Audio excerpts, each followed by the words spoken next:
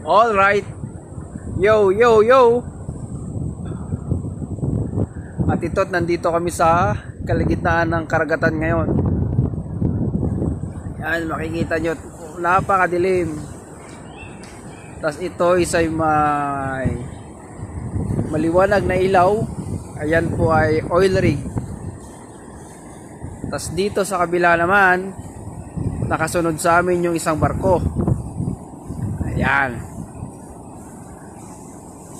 Isang barko na nakasunod sa amin kasi bukas turn around day namin at nasa Galveston kami bukas.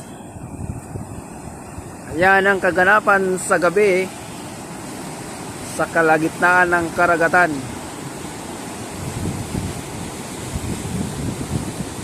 Yun. At salamat sa panunood.